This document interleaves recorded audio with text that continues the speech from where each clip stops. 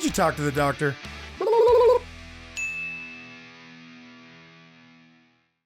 Well, hello, and welcome to another episode of Talk to the Doctor. I have the pleasure of, in my studio this morning, a man named Jeremiah Klein, professional photographer. And I want to say welcome to the studio, my man. Hello, Joseph. Give Awesome. you the paper. Thank you very much. Yeah. And so I will just say what I always do with everyone because I'm so curious is where did it all start for you in the sense of you're a photographer and, you know, when did you get your first camera or just when did you tap into that spirit? It started in, I want to say, 8th grade year, 1990. My friend let me borrow his boogie board with slick skin on it. Wow. And I caught a wave and I went straight. Because before that we had Aussies and, you know, you just belly rash and you pull your cooler on it. And we didn't know what that was. But my friend's like, no, you can actually ride waves and go fast. And I was hooked. I was like, this is amazing. I want to stay in the ocean as long as I can. So ended up buying my own boogie board. Now high school, I just went to the beach all the time. And I have 2 younger brothers, so we started competing in the boogie board circuit. Really? Yeah. Trying to get sponsors and free gear and all that fun stuff. NSSAs, USSF was another one, and then BIA, Bodyboarding International Association. And where was this happening at? All over Southern California. And so, yeah, once I got my car, maybe junior year high school, it was just like, yeah, driving to the beach, taking my brothers to the beach, and then on the weekends we would compete. Cool. And we realized that if we wanted to get in the magazine, we had to get photos. And so my friend had a camera in '98, Mike Stone's, and so he let me borrow it. And that was just another level of just like getting hooked, of like, wait, you can capture a session, you can capture waves and not just see it from you on the perspective you ride in the wave, but actually someone can, yeah, anyway. It was a time where capturing things, photos, video was kind of new. Not everyone had a phone in their pocket that did this. I mean, no one had a phone in their pocket at that time. And so, so Mike Stone's, good friend, used his camera. It was just like, I need one of these. And so it's like, well, how do we do this? And at the time as well, Pete Taurus, legendary surf photographer. Absolutely. He would be shooting us. But when the waves got good, he would shoot surfers because that's where the money was. He was doing stuff for Surfing Magazine. Yeah. And so we're like, Pete, like, you got to hook me up. So hooked me up with Dale Kobatech, who I want to say invented the pistol grip. Damn. In the 1970s. He was like this weird hermit. I think he's still around, living in maybe Santa Ana with his mom. Like has like 50 cats. He's a very eccentric guy, but genius as far as like building stuff. And so he would make these custom water housings. And so Pete, you know, hey, this is the guy. And so learned quickly that with Dale, you don't give him money before he delivers the product. And so I think it was like $500. He made me this housing for an old Canon EOS 630. And that was your first camera? That was my first camera. Again, Pete helped me with that. And then a fisheye lens. Nice. And so... Okay, a particular niche, yes. Right? Yeah. And so big barrels, that's what that equipment was for. Up close, big, wide, super wide fisheye, big barrels that make everyone go, whoa. Yeah. Right, like kind of acidy. Right? Yeah. Like you just go, whoa, what's happening here? Absolutely. Yeah, that's an awesome. That was kind of your initial foray into finding your niche. Yeah. With the big, that's amazing. Yeah, it was wild because, I mean, just looking back on it, right? Because now you're shooting 30, 40 frames a second now with some of these cameras. Yeah. And it's like you're videoing basically, and you have these very quality high-res images where that camera, it shot, I think, 4 frames a second. Burning up lots of film. Yeah. Pre-digital. Pre-digital. Okay. Very expensive situation. Very expensive. You get 36 shots, and that's it. So you would hunt, you would wait. And you'd only shoot on like those special days. And were there certain spots that you found quick? When you talk about this, why do I feel like I'm feeling the wedge maybe, or just certain spots? You mentioned boogie boarding and up close with fisheye. I feel like the kind of waves with the wedge, or does that come to mind? Bingo bango, man. You nailed it. Yeah, wedge. That was the spot. It was wedge in the summer, and then a North Orange County spot in the winter. Nice. Yeah, Seal Beach. I guess it's not a secret spot anymore. But no, but I know what you're saying. That's another back one in of the those day. real close, just barreling. Yes. Wow, what a just sick. wide tubes. That's what you want. Close for to the fisheye. shore, just wow, Yeah. like kind of morphy, like wow, that's gnarly. really cool. You just want it gnarly. Totally.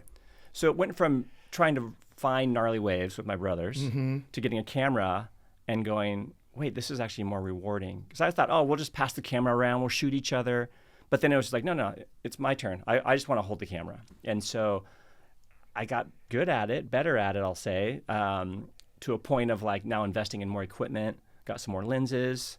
Grandma Warbucks helped me out. I got the 600 millimeter lens. Thanks, Grandma. Yeah, Okay. thank you. Thanks. Also, thanks, Pete Taurus. And Pete. Yeah. Pete is no. You know. If there was no Pete, there would be no me. And he's Anyway, so but yeah, so you said you have two brothers. Two younger brothers. Two younger brothers. Okay, and everyone kind of was, passing the camera around, and then but eventually you clicked onto that, right? Yes. And then what did your brothers end up doing? Did they follow different? What paths did they take? We stayed in the boogie world for a little bit. I like the term of that, boogie world. Yeah. I like that. Well, it's like as a bodyboarder, I can tell my fellow bodyboarders that they're called boogies. If you're not a boogie boarder, you probably don't want to say that. It's kind of derogatory. Totally. So that's why I'm not. Yeah. I'm a surfer, so it's always like I'm always. We had Cameron Steele in here, and he was one of the original, along with Keith Sasaki and different friends of mine. And I always was. There's a lot of I don't know if it is so much now, but originally there wasn't a great mixing of the two between surfers and boogie boarders. It was kind of a tribal there was a rift. differences. There was a rift there, and then but it was always fine with me. It's just I think for us it mainly had a lot to do with the fact that it would take you a long time to be good at surfing, and we always felt like you could just paddle out day one as a boogie boarder and start competing with us for waves, and some of those guys would, and you'd be like, not the people we're mentioning, but just boogie boarding itself. Once it became popular, we were pretty pissed off at Tom Morey. Okay, but in time, like I was telling you originally, the whole thing with me and Surfline, and I got the job at Surfer, this whole reason, but in time, it all kind of melts into the reality that we live now, and there's benefits to it. Yeah. Right. So I'm not really sure what the benefits are for us for boogie boarding, but I'm just saying. But Well, I it's just hard, think it's 'cause a like cool you- thing to do, and it's fun. And I don't want to, we don't own the wave. I mean, everyone has the right to ride waves. So you get to that point in your life too, because when you're younger, it was a pretty heavy time. Quick interruption. Question of the week. First time the CT is ever going to be in New Zealand. And what I want to know is, who do you think is going to win the Raglan contest? Let us know in the comments, and let's get back to the show. But when you open it to the masses, and you have something that you've enjoyed and you've mastered, so to speak, and the wave comes, the set comes, and you're just like, this is it. And then some guy who hasn't paid their dues gets in the way. It's very frustrating. And so as a boogie, I can attest that a lot of bodyboarders, boogie boarders, well, I'll say that. We kind of make fun as bodyboarders. We say boogie boarder because that's what the masses call it. Okay. And so you're kind of making fun of yourself when you say boogie. Yeah. I mean, it has It's a nice little ring to it, self-deprecating, Yeah, exactly. But it's humorously so. Exactly. Right. But then in the 90s, I want to say something happened with Bodyboarding Magazine where it got a little bit more dark and edgy. And the bodyboarders, they said, no, we're called bodyboarders, not boogie boarders. And we're going to make rad videos, and we're going to go to these crazy waves. Like you look at a lot of Chopu. Mike Stewart, right? Didn't he? Ooh, I want to say Pipeline. Those guys he was a Pipeline. That was a gnarly thing. Yeah. I mean, it's just different. Then it's different. Yes. Because you can't jump off. Okay, that's what I was tripped on that and kneeboarding. Okay, you're just kind of, if you're wiping out, you're not getting to, any door. There's no dismount. No. So you're getting hammered. Yeah. Yeah. Yeah, you're getting wrecked. But I think that's what suits the bodyboard is big, heavy, late drops. Definitely. You're airdropping, but you're landing in the prone position. Where surfing, I mean, you airdrop. I mean, these guys are pulling it now. But yeah, back in the day, in the 90s, I felt like it was just a different time where the crazy slabs were all found by bodyboarders and ridden by bodyboarders. Yeah. And now it's like look at ours, right? I know a little bit of the history, not too much, but it was like, I believe, found by bodyboarders, and then the bra boys like, no, actually, we're taking this over, and they're Absolutely. they're probably, leveling up than what the bodyboarders did. But at the same time, it's... I think somehow they kind of, I was always surprised that they seemed like they got along pretty well. Probably. And the bodyboarders from there at that time, like I feel like they, I don't know, I can't speak for Kobe and the boys, but I'm just saying I feel like I don't remember there being a rift. How would I know? I'm not from Maroubra, but I'm just saying like it seemed like they shared the waves pretty well. Like you see these gnarly stand-up, surfers pulling into these. Like the lip is hitting the rock. It's so crazy, that wave. And then boogie bodyboarders right there, just, doing their thing too. I kind of like that, like that was happening at the time. I lived in Maui and at Honolulu Bay, and that was at the Cave. The Cave. Yeah. And I mean, what a wave. And I was there in the late 70s before it really. And then when boogie boarding came, and it was kind of a thing, but some of these guys would drop. I mean, you'd have to respect them and go, man, like it's just pretty core. It's pretty core. Yeah. It's hard not to respect it. Yeah. And I think that's where the respect comes. When you're riding crazy waves, surfer, bodyboarder, kneeboarder, body surfer, there's a community of respect. Yeah. I think that's where the frustration comes, again, when the masses are there and it's like just a fun day at Huntington Beach and you just want to have a couple waves to yourself. And there's guys just going straight, not even utilizing the wave. It's frustrating. There's no respect there. And it could be a surfer too. It could be anybody who just is getting in your way. Exactly. And so I think it's sad. I mean, I like how it is now. Everyone's so nice. But at the same time, back in the day, it was like, no, if you were a Grom, you wait in the line. You had to pay your dues. Big time. Respect the elders. There was something there that you kind of earned your place. Yeah.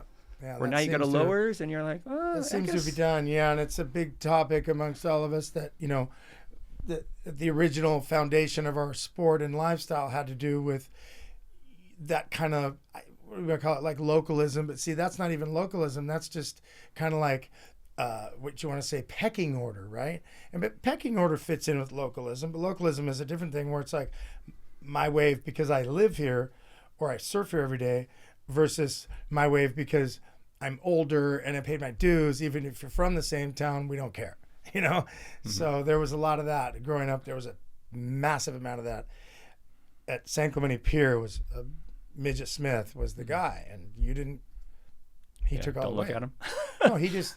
It was very, very strong how the rules were. It was just like written in the wall in the stone at the wall. Like it was midget paddles out. You just, as a Grom, you didn't even paddle out.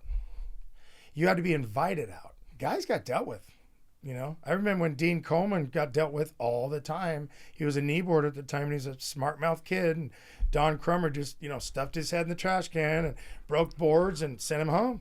I mean, and that wasn't like, oh, the police or anything. It was just part of the deal. And so, I mean, what shifted, I think, as we all know, is that at some point the beach, which used to be almost off territory for the cops, became where you could get arrested, and everything shifted as a result of that.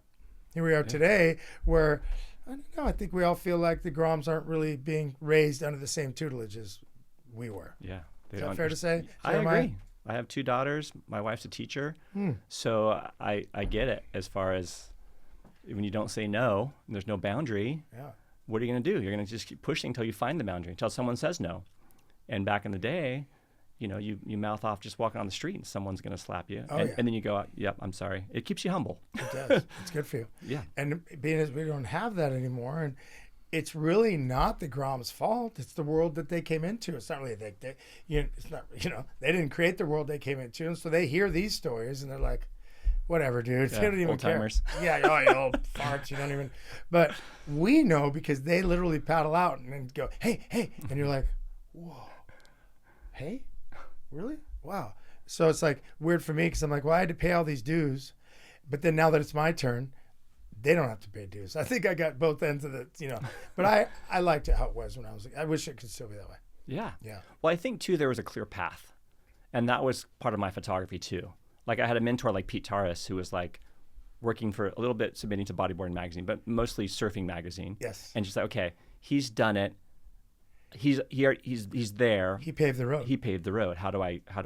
And he's my friend, so I get to like learn from him. And so even just the delicacy of film, of like the settings and using slide film, which is even more delicate than just like a negative film where it's a positive, right? And so you can't really be off on your settings, or it's either too hot or... Again, you know, what a great opportunity you had to come under the tutelage of Pete. I mean, there's not enough to be said about what he was to so many people and how cool he was and good he was and how successful he's been. Yeah. And I mean, it just comes down to his passion, you know. Yeah. He followed what he loved. And that's really what we do here on my show, is bring people in, surfers, pro athletes, artists, musicians, filmmakers, trainers, that just really carved a path to do what they love to do and actually make money and be successful at it, right? It's one thing to do it as a hobby, but it's another thing to actually get paid to be doing what you originally just picked up the camera.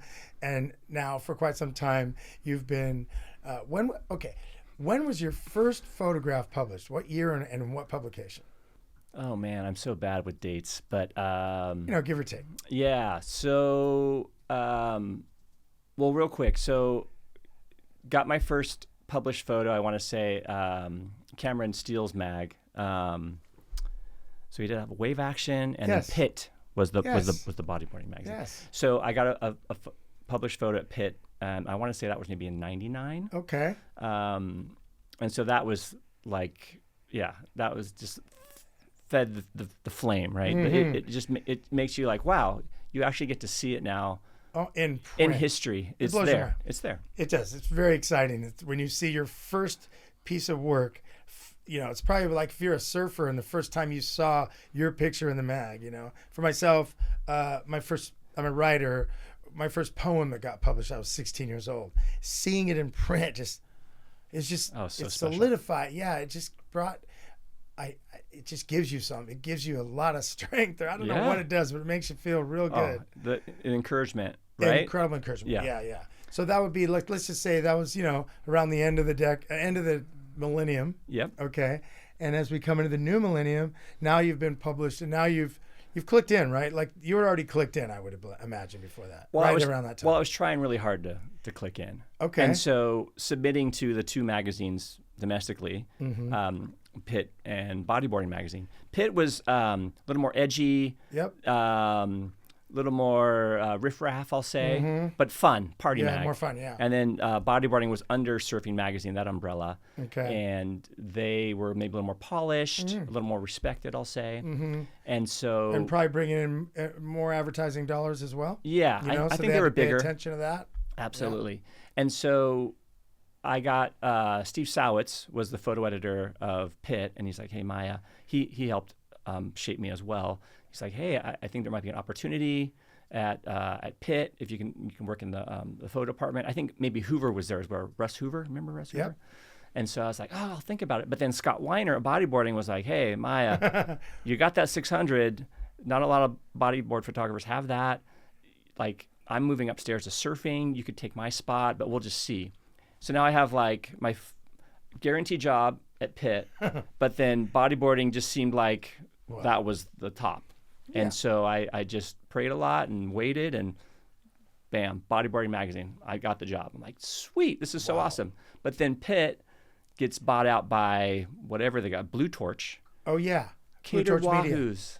Right? Everyone's making six figures. Yeah. It was like the .com thing, right? And I'm just like, wait a minute. Like, I could have been there. Like, what happened? What the hell? So I get the job at Bodyboarding Magazine, and I'm just like, still got the job. But then I'm kind of now jealous. Darn it, Pitt has more opportunity. Well, 6 months later, Blue Torch is like, or maybe it was a year, hey, what are we doing this? They cut everything. So all my peers lost their job. I still have a job at Bodyboarding Magazine. It's like, holy smokes. Whoa. I'm so glad I'm here. Why did they pivot? What happened to Blue Torch? I think from what I heard, a lot of the investors, they were just like, yay, surfing. And then they had this big kind of meeting party, and maybe during the U.S. Open, and they just like, oh my gosh, we don't really fit in. Like, why are we even doing this? And it was kind of before their time as far as advertising dollars, maybe? Maybe they hadn't really clicked in financially. Maybe they were spending money, but not really making money. I think it was the bubble.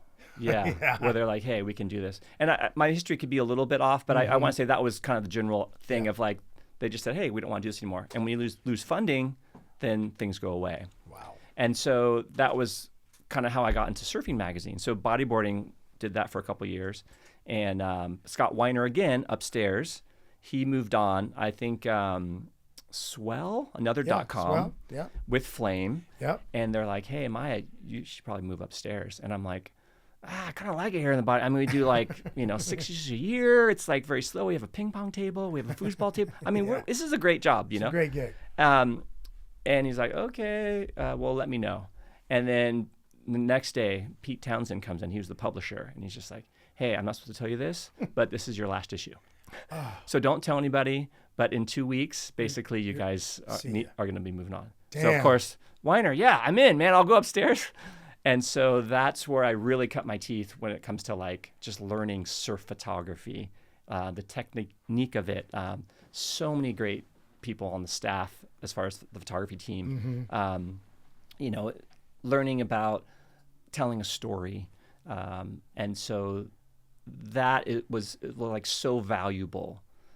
And again, nowadays we have our teacher, which is maybe the social media, where we can follow someone and we can see all that they're doing. They reveal all their secrets. And it's like, yeah, I can be like Chris Burkhardt. He's telling me everything that he uses, all this stuff. I can be like Rambo Estrada or whatever, whoever it is, these influencers. Where back in the day, the magazine kind of was the influence. Yeah. But then I got to see the people who made the magazine. I got to see the photos that didn't make print, but that were awesome. Interesting. And so that I got exposed to good quality images, and it's just like the more you know, the more you see, kind of thing. And I knew what you could do with a camera because I saw the top guys and what they were capturing.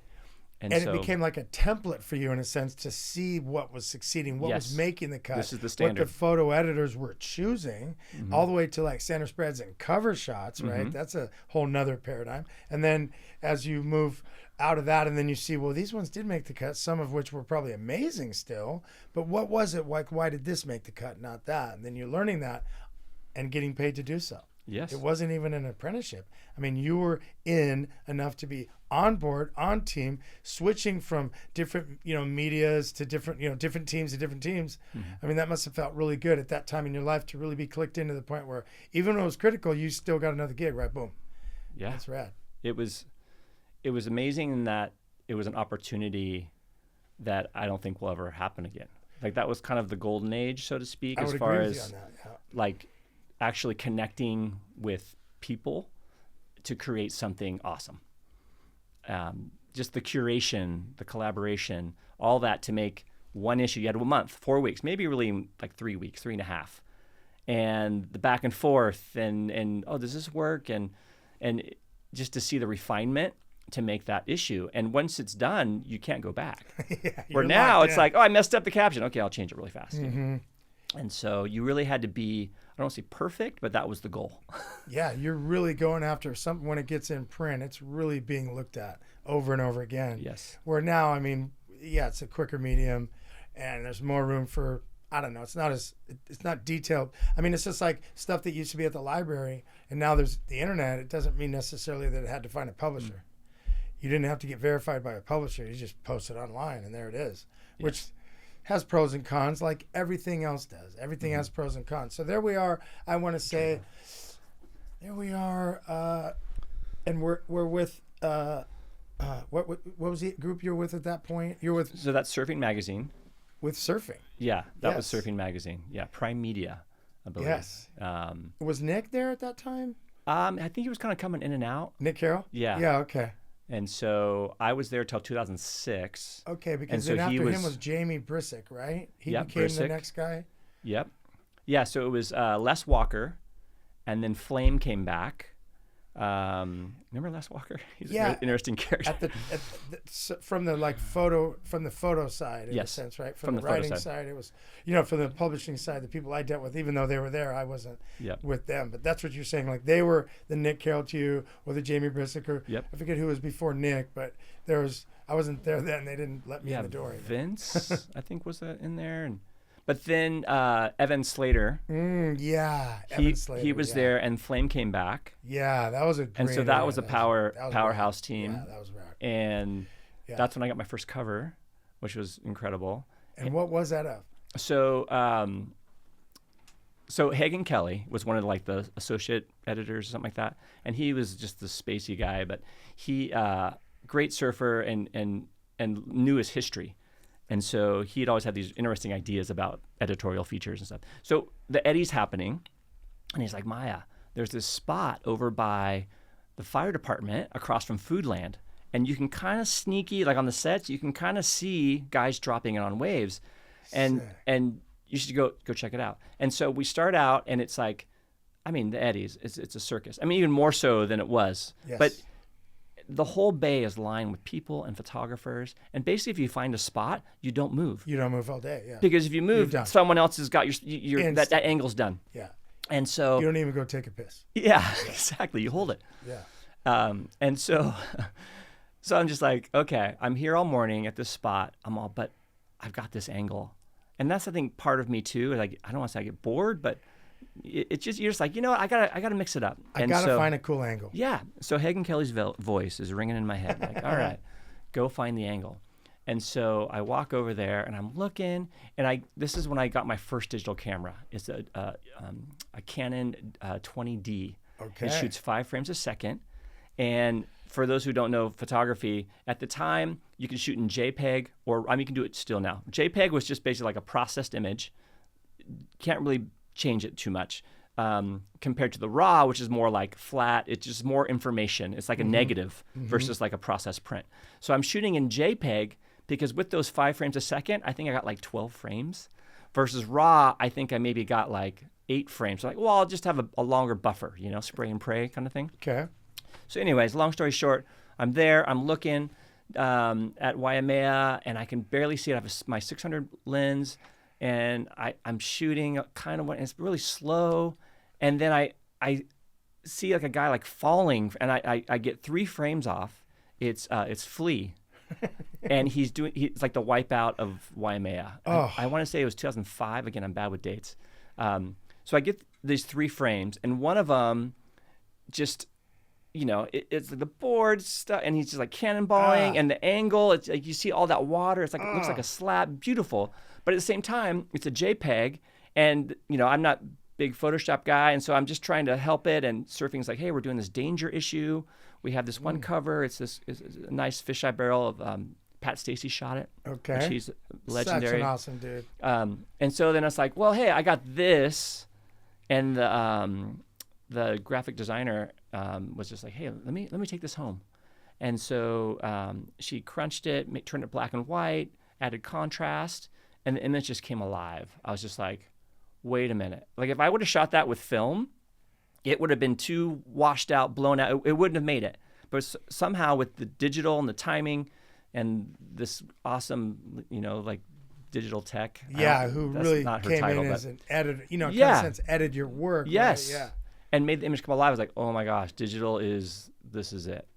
Like, this medium. This is incredible. Creates tremendous opportunities. Yes. You have more options in post. It just changes. You're not shooting on film. You're not stuck. I mean, so many things. I know. Yeah. So many things. And so, so that was incredible because I mean, obviously a cover. That's just like of all the images that month, your image is on the front page. You know. So that was again another encouragement. It's like, I really love this. Yeah, well, that's a huge moment in a man's life, right? Oh, you make the cover of Surfing magazine, is that correct? Yeah. In the early 2000s? Right? Yeah. This was 2005-ish? 2005. You know, give or take. Yeah. 2004, I mean, sorry, 2004. Okay, 2004. You know, just, I mean, no matter, that's parallel to any success in anything. It's pretty incredible. Pretty cool, yeah. And so that got that I'm sure that cemented for you. I mean, it was already in cement, but you know, at that point, it was that put me on the map. Oh yeah, okay. Because I feel like before, I was maybe like more behind the scenes. Yeah. Like I knew people, but as far as like, I was the guy helping people get published, but I never had my images really like published. Prominent, prominent. And so that was awesome because that image turned into like a Eddie poster and I think a T-shirt and all this stuff. Gosh. And back in the day, that was how amazing one image could like boost your career. Yeah. Where now things get so buried, you know. It's kind of that's why I said it'd be harder now to be where I am now if I would have started right now. It just for me it was like this long journey, and it took time, but I was always kind of in the right place at the right time because at 2006, the wife's like, hey. You're doing local paper, you're doing Surfing magazine, you're doing weddings. Like, what about me? Like, Like we need to have our adventure. Like we need to do stuff. And I'm like, yeah, you know what? You're right. So I was at 5 years at Surfing Magazine. My wife encouraged me to we're going to travel. I'm going to break free from the magazine world and be like a freelance photographer. So 2006, we do the World Cup in Germany. I grew up playing soccer, so that was awesome. Just to be a part of that. As a freelance. Well, I didn't shoot but I there, mean, but just to be like connected to the World Cup team. It wasn't like you had a salary or someone get over here and shoot photos. You just went and did it. And just saw what could happen from it. Yes. That's ballsy. Yeah. I mean, but to have your wife in support of that probably gave you a lot of the ability to do that. Because I mean, if she was more going, no, keep the job. Like I think a lot of wives would, I need the stability. And then you're like, I don't know, man, let's just cruise the world and go freelance, babe. Let's go find it. Like some girls women could be like, you out of your mind, boy. Yeah. Get to work. No, I'm just saying. So that's really cool that the wife, took that kind of incredible. What a cool team. Yeah. So then you start by going to Germany in the World Cup, right? Yep. Do you remember what city that was in? Well, we started in Milan in Italy, and then through Austria, and then ended up during the finals. And like Munich or? Yeah, we did Munich. And there's one more city I'm blanking on, but yeah, it was Frankfurt, Munich. No, it was Berlin. Berlin. Wow. Man, that's one I haven't been to that I really always want to get to. I made my way through Germany on a train. I've been through there, but I just never ended up in Berlin. I always wanted to see that. Oh, it's crazy. It's just even just like a World War II tour thing, and you see bullet holes in some of these things, and you're like, oh yeah, this place was a disaster. I met a lot of people from there, and I've always found them to be even a little bit different than other Germans I met. It's just a certain edge with Berlin. I know it's very artsy and very sportsy, and it's just very history, and it just kind of creates this like alpha energy, Beer Berlin. Gardens. You're just like, wow. Not all Germany has that, but there's something a little different in what's in the water there. That's cool. You got to be in Berlin and do that. And then did you get anything published from that trip? No, nothing. Sorry, honey. No, but so then, keep going with the travel stuff. I love that end of things. Yeah. Well, it turned into more of, I think, a vacation after the World Cup. We stayed like another 2 weeks after that. Okay. And I went to Amsterdam and, Spain. And shooting along the way, just kind of documenting the trip. Yeah, documenting the trip. Yeah. I was trying some infrared stuff too, and so I had this filter and trying to just experiment and. It was a learning time, I think, more than getting like, oh yeah, these images, like they need to go somewhere. It was more just like, yeah, I'm traveling. I'm a photographer, and my wife's supporting me. This is insane. So we come home, and then I just keep doing the freelance stuff back here, which is the local paper, SC Times. And I had a wedding business again with that Mike Stone's guy who introduced me to his water housing and how amazing that was. We partnered up and we started a wedding business because that's part of it too. Like you have a camera and friends are like, hey, you got a camera, shoot my wedding. And you're like, I can do that. And then I just remember my first wedding, my friends are like, do it. And you're going to pay me? This is great. Yeah. And I sucked at it. It was like the worst. It's an art form in itself. Yeah. So hard. It's an art form in itself. Yes. Yeah. And I think I want to say, I know it's a stigma for some photographers to kind of think, I do weddings on the side or whatever. But I've always felt like, man, that's the most special day in people's lives. I mean, there was nothing but respect for that particular art form and what you're doing, and they pay you very well because it's this particularly special day in their life, and to be able to do that and have a job at a magazine or sell your photos abroad. I think to me, I don't know. I don't see the stigma, but I don't know. I've heard about it over the years from photographers. Yeah. Well, I think it can be like cheesy. Oh, you're like that wedding guy who just goes and just like, hey, look at me, and you're just silly and you're just shooting. They want to put you in a box, Yes. And you're like, I'm not in the box. That's one thing I do. Get over it. Well, that's what's so neat is my passion is telling stories. And but I have a camera. That's my medium. Your passion is stories, but it's writing, right? Yes. You tell stories with words. Yes. So we'd make a great team, actually. Yes. So, yes. So I get the photos, and then people now have that reaction at a wedding. Like, oh my gosh, where were you? I didn't even see you. I know how I felt when you took that picture. And you're just like, yeah, like talk about getting a cover. Like when the bride and groom are just like, oh my gosh, and they're crying, looking at your photos. Like can't beat it. Can't beat it. Can't beat it. It's amazing. And so just that has become an addiction for me, is like creating memories, moments, capturing moments, and then, just being able to like relive it, revisit it, and make money along the way. It's pretty incredible. Make good money, creating beautiful art for people that memory for the rest of their life. I mean, I don't see the downside. I really don't. I never have. I've always been a little bit like, wow, okay, well, I think it's cool. But moving forward with your wife and that decision and so coming home, doing the weddings, doing local newspaper, doing little commercial work. And I want to say it was 2008. Okay. A lot of relationships I had at Surfing Magazine had moved on. One of them being Marcus Sanders, who went to Surfline. And Surfline acquired Water Magazine from Steve Zeldin. Yeah, I worked at Water Magazine. Yep. Yeah. And so Sean Collins, Surfline guy, the founder of Surfline, was like, hey, we want to do this magazine. And so they had Joel Patterson, I believe, was the editor, but he was doing everything. And he's like, I need a photo editor. And so Marcus Sanders was like, hey, you should check out Jeremiah Klein. He might be available. And so I interviewed with Dave Gilovich, and I don't think the interview went well, but for some reason they're like, hey, you got something here. And so we did like one issue, and Joel was like, I think I'm done. And I'm like, wait, what? And then Sean Collins is like I remember him holding up an iPad going like, this is the future. Wow. Like, we don't need print anymore. Wow. And I'm like, what a moment in the history of man. Yeah, I'm like, but that's what I do. Like, that's why you hired me. And so like, well, what if you be a photo editor of Surfline? And I'm like, holy smokes, let's do it. Wow. So I did that for a couple of years, and then they found out I'm a better photographer than I'm a photo editor. And so I was back to your roots. Yeah, exactly. And back so then behind the lens. Yeah. Oh, my favorite place. And so that turned into senior staff photographer. And so I was with Surfline for 16 years. We just parted ways last year. Amazing. And so that was just an amazing run.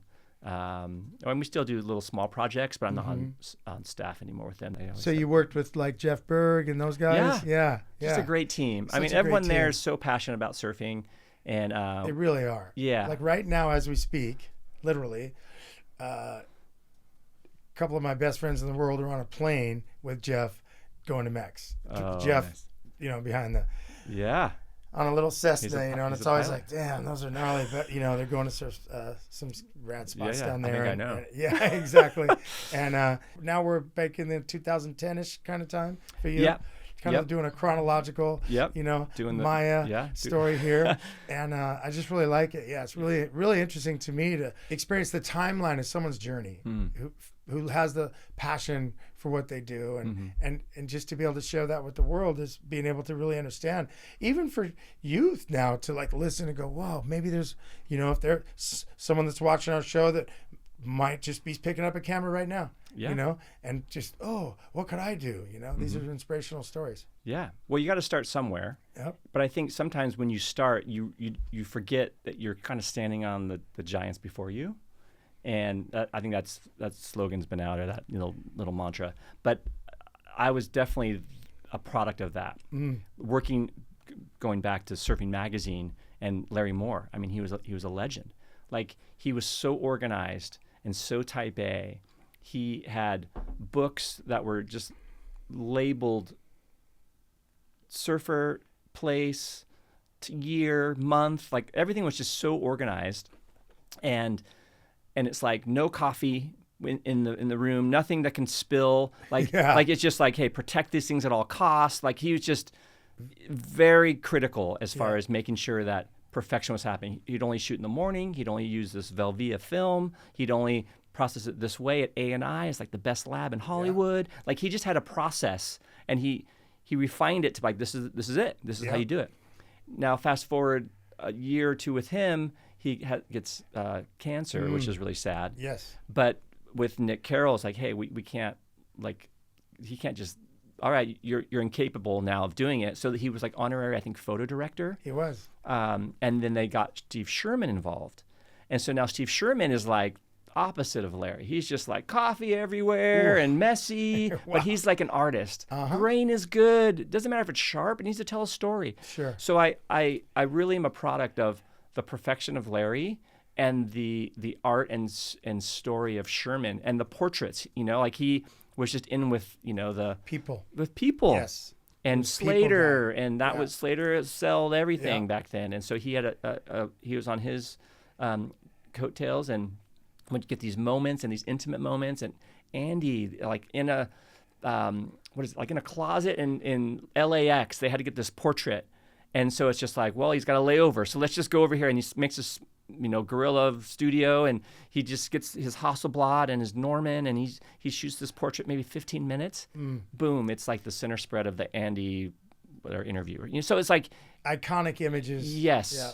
And so learning that from Larry him, never would have done. No. It wouldn't have fit his whole style. It just wouldn't have been his style. Different we all know styles. that he loved to be down at Creek early AM, right? Yes. That was like his studio. Yes. Right? And the lighting was just, some of those covers were like, you just knew it was a flame shot in a second. Like there was no other shot it could be. Like every time you'd see, whoa, if you knew, know. And even if you didn't know, you subconsciously knew. Everyone in the world at that time would see these extremely well lit, sharp, crisp, colorful images that were just, they were, I mean, nothing. And then, but like we were saying, like say a guy like Steve Sherman kind of takes it, is almost like what independent movies did next to, big blockbuster movies, right?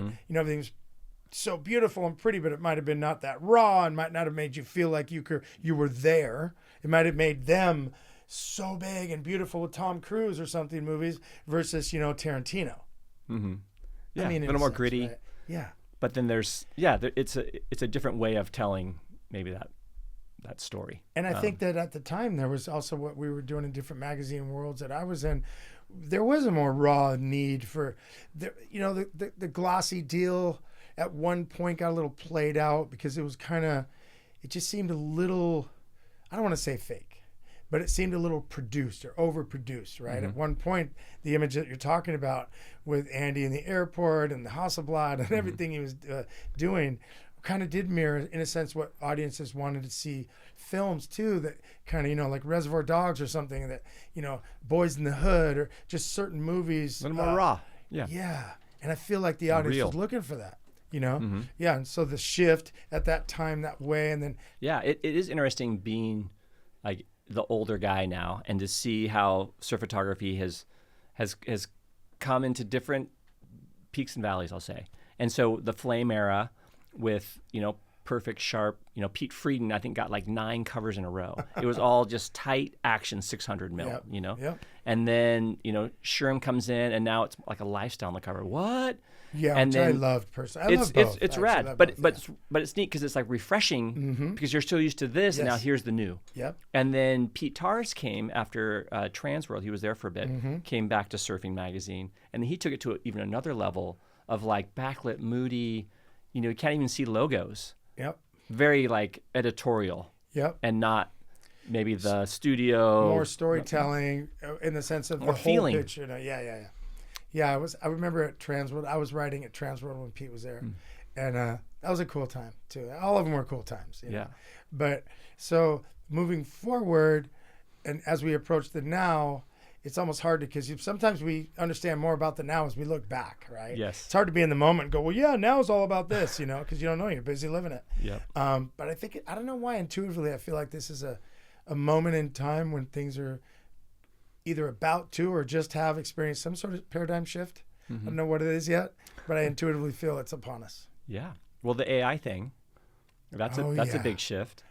Oh yeah, Maya. So, yeah. I don't know. Open a can of worms right there. There it is. No, it's all good. Because in surf photography, you still want to see the guy do the thing, and so I'm hopefully there to capture that moment, or the swell, the wave, and it's aspirational, right? Like either you missed it or you were there experiencing it. But that photo, or even now the video clips, is like shows like, yeah, look at what happened. But I think with AI, it's like, oh, it's not real. So why would I even look at it? But at the same time, as a photographer, sometimes the photo is pretty good. But then there's that one guy way off in the corner, and you're like, I'll just erase him. I mean, I say that and it's like, oh wait, no, you're a kook because you're using AI. But back in the day, I mean, even at Surfing Magazine, there was a shot of this guy. It might have been Corey Lopez. I could be wrong. Okay. He's doing this air and his hand's up, and his hand is cut off, like at the wrist, in the frame, on the slide. Yeah. And so they're like, but this is the best. It's the cover shot. So what do? We added his we hand. shot a photo of someone's hand. Come on. Yeah. Incredible. And we pieced it together and added a little more sky, and then now it's like the perfect shot. Which is kind of like AI allows us Yeah. to play God a little bit, right? Yeah. It's kind of scary. You know, with that said, I want to ask you, who's your top 5 favorite photographers of all time? That is... I'm just hitting you with that, Maya. That's what I'm doing right now. I'm just hitting you with that. Hit me. So what do you say, top 50? Is that what you said? Five, just 5? 5's going to be hard, but, let's do 5. Yeah. So I feel like it's always changing. Okay. But I feel like in just a classic sense, like Irving Penn, he's the portrait guy, a lot of black and whites, which my photography really isn't a lot of black and white, but I just appreciate the medium he was using, the celebrity he was shooting, and there's like an edge to it. And was this in film days? Film days, yeah. I think he passed away 2009 or something like that, but he was born like early 1900s. And where would we have seen his work? I think he did a lot of Vogue. Okay. I think he's like a New York guy. Okay. But yeah, Irving Penn, if you were to search him and just images, there's a I lot will. of That'll just be like cool. natural light, a lot of just neat, just interesting portraits. I love that kind of thing myself. Yeah. Because it just, he was good at, I think, capturing someone's character. You could tell they were comfortable, weird poses. Kind of a fashion guy maybe, but yeah, just him and his black and white portraits are just pretty Cool. phenomenal. Okay. So he was good. This guy, he's been around a while. Norris Webb. Norris? Okay. Webb. He's really good with like light and composition and color. And so the way he just kind of like composes scenes, you're just like, what?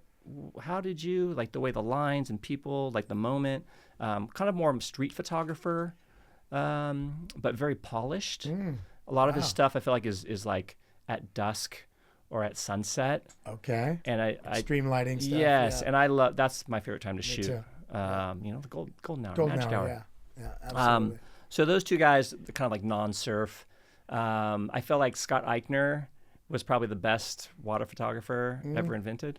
No, I've heard a lot about that. Yeah. Because again, at the He's time, well respected. well, and I think just with the equipment he had and the angles he was getting. I mean, now Brent Bielman, Zach Noyle has always been a good swimmer. Todd Glazer, Daniel Russo. I mean, I'm naming boogie boarders here. Sure, but still. But it's just like they're comfortable with fins, Mm-hmm. got their flippers on, and big heavy barrels. That's the boogie boarder's life. And Big so time. give them a camera, they're gonna make magic. And so I just remember this one photo. It's like the lip is like basically on his head, like it's a fisheye, and then he's underneath this guy. I think it was a pipe, and just kind of going like, oh, yeah, pipe is not. You don't want to be in that spot. Like a beach break is one thing, but like pipe. And so, and with a camera that shoots maybe 5-6 frames a second. So his timing, like all that is like, okay, Scott Eichner, you're the man. Versus the guys now, it's like we're shooting thousands of images from the channel. And our battery is going dead before our card is going dead. Wow. Where before it was like 36 shots, that's all you got, boom, man. that's all you get. And you got to swim back Better in. make it count. And then, Van Lennep, he was like the man as far as swimming goes. Eichner, I feel like was more, they're all the man. So many men that are awesome. Sure. But Van Lennep, he would, South African guy, he would send us a roll. We'd get the roll, 2 rolls. It'd be like the swell. Like, it's a swell, all the films, like all this film just coming in. He'd send us 2 rolls. He would label, like with a note saying, hey, frame number 5 is an A+ shot. Frame number 6 is only a B. But the cloud came over on frame 6, so I'm concerned. You might need a snip test to like make sure we push or pull correctly. And so he just like every frame he knew in his head. And I'm thinking now shooting digital, it's like I just got back on a trip from Hawaii. I shot 1,000 images. I think I remember 5 images. Like wow. Because there's just it's kind of a blur. Well, you have so many. Now. So many, which I gotta edit all those right now. But so back to photographers. Yeah, so Eichner, I think, is my favorite water photographer, just time and place. Actually, another story about him, I'm in Puerto Escondido, and I have my fisheye, and he's shooting Jeff Deffenbaugh, and it's not small. It's double, triple overhead, and I'm just like, rip currents. And so I'm stuck in a rip, and I'm just fighting it. And he's like in the rip, kind of passes me, and he's like, hey, just chill, man. I'm just like, what? He's like, no, welcome to Puerto. The rip current's going to pull you out. You wait for it to resolve, and then you just paddle back in. Don't fight it. You're going to wear yourself out. Yep. And I'm just like, holy smokes. And I'm like, what are you shooting? Who are you? You know, he had a Hasselblad in a housing, which is one frame, and then wind one frame. He in the water? In the water. Whoa. Just because of the quality, right? It's a bigger film. Yeah. But just, I was like, man, this guy is amazing. And then I see the half-page shot I got of Jeff Deffenbaugh, which didn't do it justice because I think the Hasselblad film or the 120 film is basically a half page. It's bigger. But anyway, it's just like, okay, this guy is like, he's got the experience. He's comfortable in heavy waves. And he's actually like rad. Like he's not just like, who are you? Get out of here. Yeah, he's cool. Yeah. He's cool. I appreciate that about people, that when they reach a status and they're not above you. Yeah, they're still humble. Yeah. Just one of us. Yeah. Just a dude with a camera. It's a big thing for me. Yeah. Yeah. So what? That's 3. Well, I think that's 4. Oh, is that 4? Let's do it. Irving Penn, Norris Webb, Eichner. And then you just said... I said Van Lennep. You did say Van Lennep. But he was kind of more an Eichner-esque. Eichner-esque, okay. I really like, modern day guy like Brent Billman is a good swimmer. And so he's got like boats for hands. Like he's just got these long arms and he's fearless. Very talented in the water. I think he's doing like video stuff now too, which is a lot of people are pivoting, you know.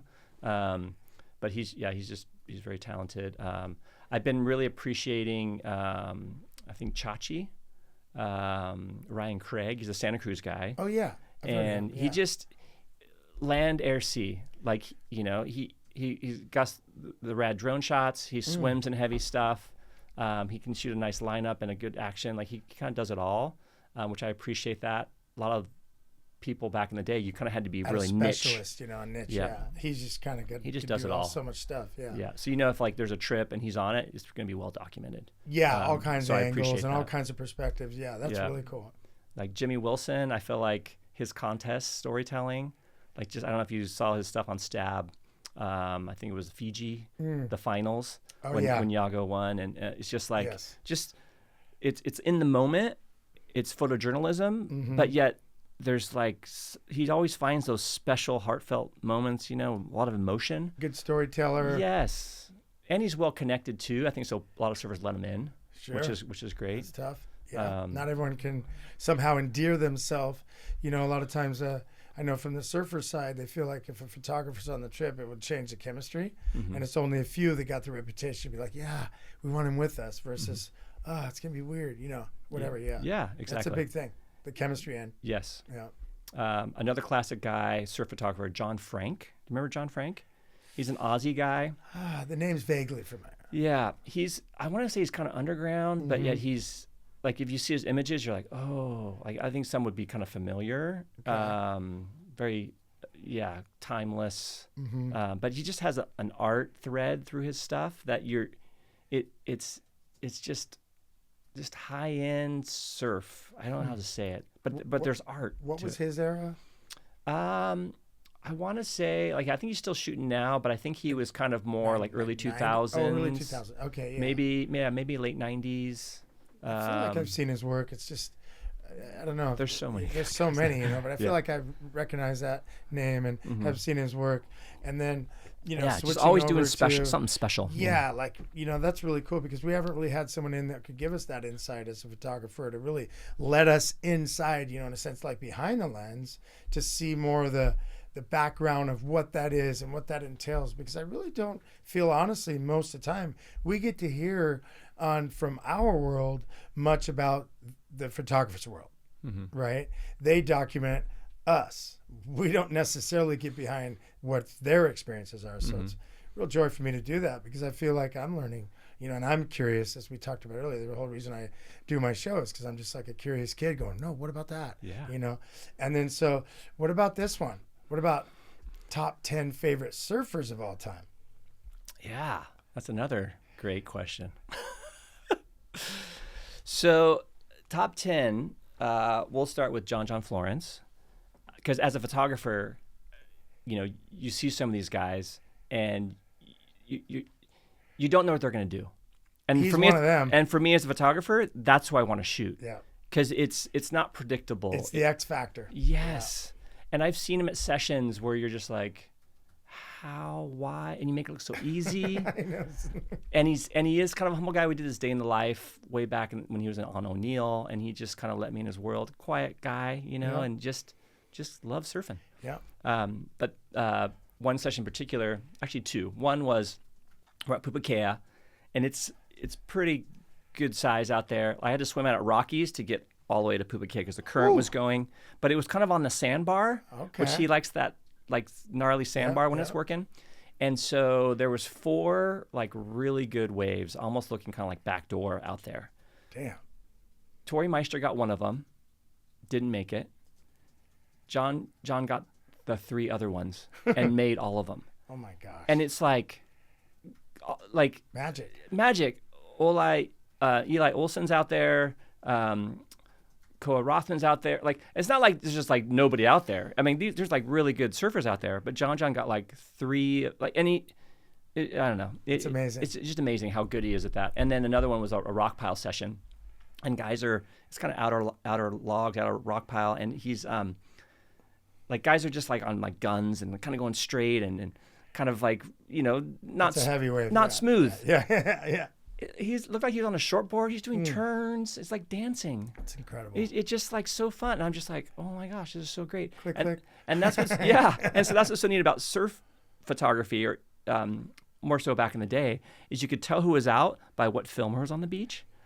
And so when I would do these, 2 weeks on the North Shore with Surfline, and we do like this daily, report of like what's happening in the surf, you kind of would just kind of like scan the beach and like, oh, Eric Knudsen. Okay, John's out. Let's, or so and so, and so that was kind of fun. But yeah, John, he's just so talented. Makes it look so easy, and I like his like snowboard kind of style too, little hands. So he's like my number one. Dane Reynolds, another guy like that. There we go. Who just like amazing talent. He throws his fins, and you're just like, well, how did you even find that section? Like the lines he carries, and so much very power. Very dynamic. Yeah, dynamic. And so much creativity and so much freedom. Yes. I feel like when I watch him, I just feel like I'm watching someone that has freedom. Yeah. He just doesn't feel bound by anything other than what he really wants to do in that moment. His own rules. Yeah, it's incredible. Yeah. Yeah. It's so really he's, incredible. as a photographer, he's very photogenic. Bryce Young, he's like kind of long and lanky. He's actually good at anything he does. He's Is that a good from skater. the Nat Young clan? That's Nat Young's son. Yeah, that's what I thought. Yeah. Okay. And so he was Bryce. I know Bryce. What am I saying? Yeah. Okay. So he was doing Vissla stuff for a little bit. So we got to do on a couple trips, and he Super just has cool like guy. this condor. He really is condor. Yeah. And what a cool dude too. Yeah. Yeah. He's rad. So he's cool. I got a shout out to my boy Cam Richards. I feel like he's kind of underrated. I think he is good in all surf. Yeah, he's amazing. I think I agree with you. He's very underrated. Yeah, he's like heavy waves, small waves.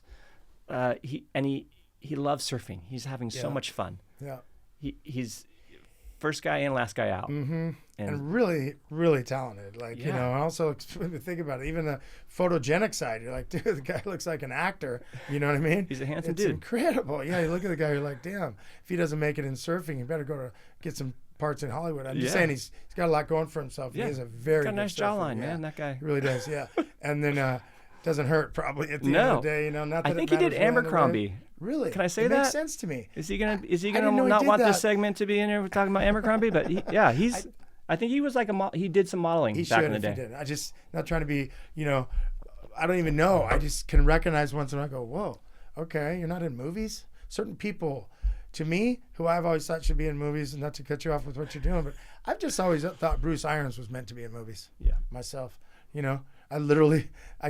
ever since I first saw him, I'm like, he kind of reminds me of like, just Steve McQueen. Like he's to me, he's like the Steve McQueen of surfing. But yes, that's my little shout out at the moment. But anyway, keep going. He's got a presence. Yeah, he really has a presence. Yeah. I really like Nathan Fletcher.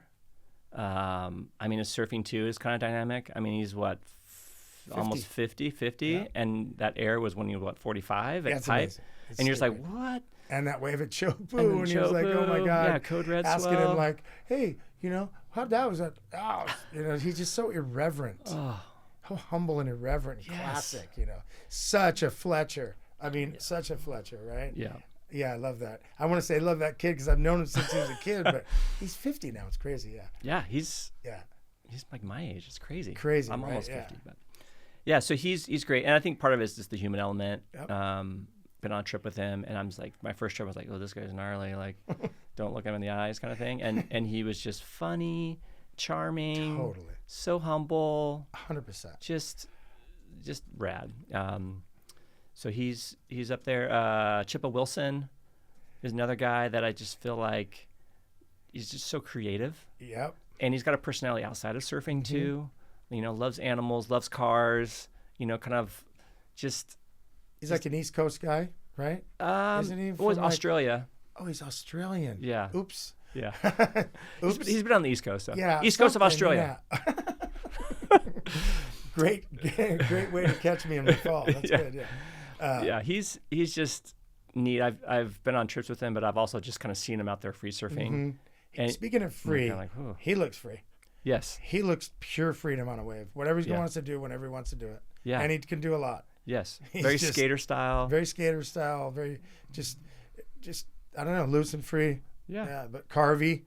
A lot of power, a lot of speed, a lot of freedom. Mm-hmm. Really cool. Surfs fast. It's a great addition. Yeah. Yeah. And then just a nice human Yep. too. I think some of the guys that maybe could be on my list aren't because they're kind of douchebags. Can I say that without saying names? You guys know who you are. You know who the douchebags are. Totally. And the thing is too, is like what becomes everyone has a different, idea of why people are in their favorite. Oh, why are they in my top 10? And it isn't always just about what you do on a wave. Although I would hope that has something to do with it. It's probably got to do with different factors that just put them in your head, Yeah. Yeah. Yeah. Yeah. It's interesting because what's that line? You don't remember maybe what you talked about with somebody, but you know how they made you feel. Totally. And you're kind of like, oh yeah, that's why I like this guy so much because he actually remembers my name. Like I don't know, it's just something as simple as that. Yeah, that reminds me of the story. Who said that? Kalohe was in here, and he talked about when Taj Burrow remembered his name and called him Kalohe when he was a Grom, and they had hung out a little bit, and then he knew him by name, and he seemed to have a massive effect. Even to this day, all the stuff he does with Groms is a lot driven by that moment when he felt recognized by Taj Burrow. And they've had a lifetime friendship, and to this day, they're working together on things. And I mean, it's just really cool to think, how much it could. I got to say, I've always been really Grom friendly. Mm-hmm. I really do. In my town, everywhere I go, I was a Grom once, and they were friendly to me, but I saw that older guys were mean. Mm. But they were stoked on me for some reason, and I always felt like, oh man, I'm so stoked they're not trying to beat me up. And then, I just think it has to do with also as a Grom, are you cool or not? Mm-hmm. Are you a little punk? Mm-hmm. And I was just never a little punk, I just didn't have in my heart to be a punk.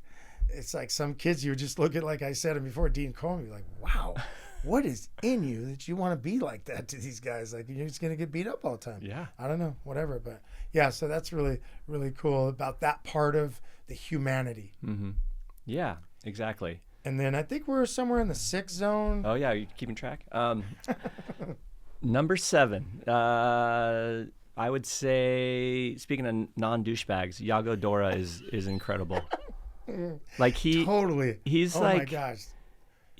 So I was just in Hawaii with him last week, and with Vissla, they just signed him, which is like so cool because Vissla's all about style, and he just fits perfectly in their DNA. Yeah. Not to mention, it's not a bummer that he's a current world champ. And he's world champ. That's kind of a nice and little, he deserves portfolio. It. Like, oh my gosh, did he just blow up in the last couple years? He was talked about as the most improved surfer a couple years ago, and then it's like, and the reputation that he has as a man, as a human, is impact. Everyone loves him. Everyone loves him. So nice, but just real, like really cool. Yes. He's not pretentious. Yeah, he doesn't act like a rock star. No. So we're there. There's the 2 kids fishing, and the one kid, you just see his eyes like knows who he is, and he's just going out to surf, and he stops and notices the kid, gives him a high five. The kid's just to his friend, and then it's so cool. And it's just he didn't really do that. It's so cool. But he's he just very impressed. Yes. With him out of the water, also in the water. Some of the stuff he was doing, you're like, you pulled that? How did you? And clean, not like arms super flailing. Clean. Makes it look so easy. It's yes. ridiculous, and it's so hard. He makes it almost. It's like how Parko used to be so smooth, you know. And you'd be like, God, it's harder than he makes that look. But then Yago takes it to a whole nother level. Now it's like, wow, yeah, what another person to bring to the table. Yeah. Yeah. So he's great. Darn it. I feel like, you're picking your list for the groomsmen at your wedding, and you don't want to leave anybody out, but at the same time, that's why we increased it from 5 to 10. Yeah. Because when we did 5, it put everyone under this really extreme pressure. Yeah. And then now at 10, I think we can at least try to handle. Okay, well, I can't probably say everybody, but these are guys that do come to mind. Yes. So I think we got a couple more if you got them. Yeah. Well, Steph Gilmore, just meeting her when she was younger too, even, and like coming in from lowers and just going like, oh, I'm sorry, I didn't do much. And I'm just like, why are you apologizing? This, I think when she was maybe after her first world test, this is a while ago. Since then, I mean, you see her confidence. I mean, she's amazing. And just so stylish. Look, she's having fun. 8-time world champ. 8-time, right? That sounds right. Gosh. Yeah. Whew. 8-time world champion, Steph Gilmore. Hello. Yeah. Just got to say, what a great addition to the list. What a phenomenal woman for the sport, for everything I've heard about her and know about her. Just incredible. And from what I hear, she's coming back on tour, baby. Is that right? That's what I heard. Her and Carissa, right? Amazing. Yeah. It'll be one exciting year. Yeah. Right? You got one more for me, my man? Mr. One Maya? more. Well, I mean, you kind of have to put Slater in there just because as a surf photographer, it's like, Baywatch. Yeah. I mean, come on. He's done so much for the sport, and I just remember, the Surfline heydays was like, if it's big waves, it goes gangbusters, the story, or if it's Kelly Slater. Like those are the two things that kept Surfline going for a little bit there. That's amazing. Just because those things are so entertaining, guys wiping out or big waves, and then Slater is just, there's so many layers to him. Oh my gosh. And meeting him too, like, I think he could be maybe he is kind of elusive, but when you're with him and you're on a project, like, he's invested. Yep. And just really neat to see that he is his engagement potential. Yeah. Right. Yeah. And I got to say, I've heard some things where people go, oh, this and that. I go, hey man, let's just put it this way. How hard would it be to be the 11-time world champion, the most iconic surfer in the history of the sport? You can just go on, more stats, everything. Not a bad looking man. Very, very, photogenic, charismatic. And that's before he even got in the water. Okay. So I'm just saying, like, how hard would that be to remain actually as cool as he is? I mean, you could be just a first-class dick and it still would be okay because you're that gnarly, right? But he's actually, he's amazing for what he could be and for what he is. I just got to say, man, all respect to the GOAT, you know? Right. Seriously, like, I mean, there's nothing, he's earned that no matter what you think of the guy. And, I mean, he's a likable guy. Yeah. He really is. And he made a cool wave pool, too. Gosh, it's incredible, his story. Yeah. Everything he's got going on, it's pretty amazing stuff. So great number 10. I mean, not saying that really. Should he be number 11 because he's 11-time world champion? Yeah, there we go. Number 11, Mr. Slater. Thanks for everything you've done for the sport and for us. I mean, I think we've all benefited on some level because he was born. Seriously, it's pretty amazing. So, Absolutely. What I would ask you too is. Thank you for digging into that. Your top 5 photographers, your top 10, 11 surfers. I mean, it's just really a cool portal into the man and the story of your existence till now. And I would ask you, where do you see yourself, how do you see yourself moving on from 2026 forward? Not that you have a crystal ball, but what do you got going on? Yeah, that's good. I need to think about it more. I think with Surfline, it was just nice to just enjoy someone supporting you, to just go and travel and take pictures of waves and people. My gosh. And when when I kind of moved on, it was like, okay, so now I really got to think about this because there's not a lot of opportunities in the surf world, It's true. But at the same time, Vissla's still celebrating me and I still get to do rad projects with them. And that's, we talked a little bit before we got on camera, a little bit about you and your, and Paul Nadi, and it's just really cool. Like, just can't say enough about that guy, what he's been for the sport. You know? I mean, what he's doing now with Vissla, and you're involved. I just think that's a real cool moment to give a shout out to Paul. I mean,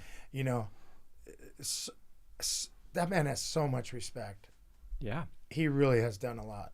And the apparel business is not easy.